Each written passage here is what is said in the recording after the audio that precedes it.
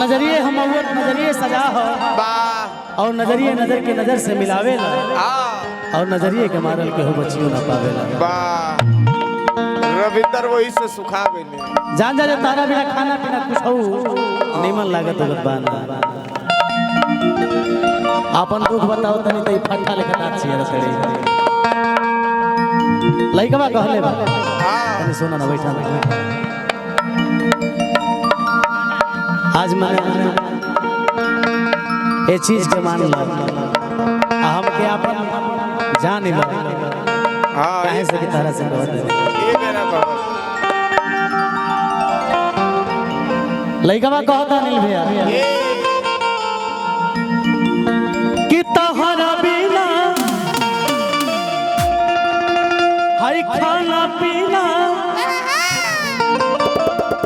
लागे कि गोरी बेकार हो कि एगो हो हमर दिल ए जान है तीनों तो रमन भैया तीनों ले लो। अब दोनों का तू तीनों ले लो मैं तो लेकिन नहीं कि तोहरा बिना खाना पीना तोहरा बिना खाना पीना लगे कि गोरी बेकार एगो हो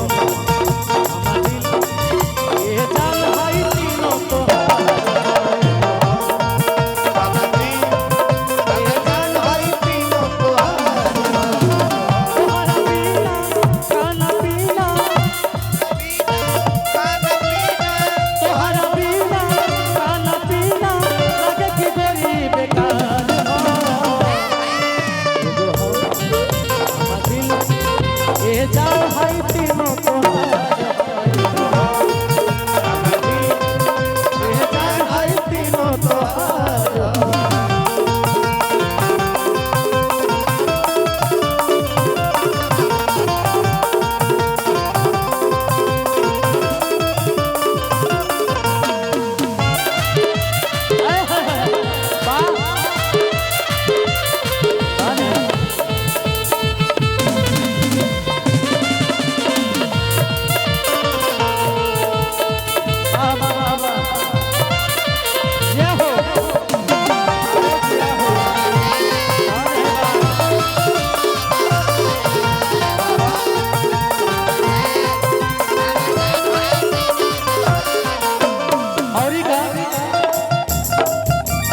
जहिया से तारा के देख ले बने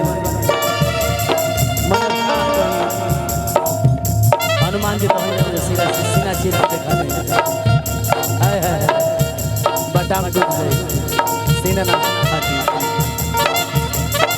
जब से देखा ले बानी तो हर चढ़ल जवानी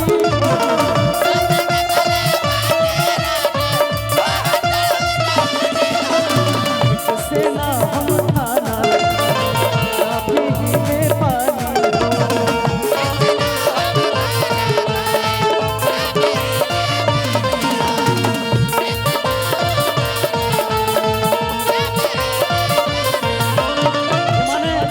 खाना था खाना लेकिन पानियों घोटाइल मुश्किल हो गई का तरह के कोई कहना है कि जो लड़कियों के बाल होते हैं ये लड़कों को फंसाने के लिए जाल होते हैं।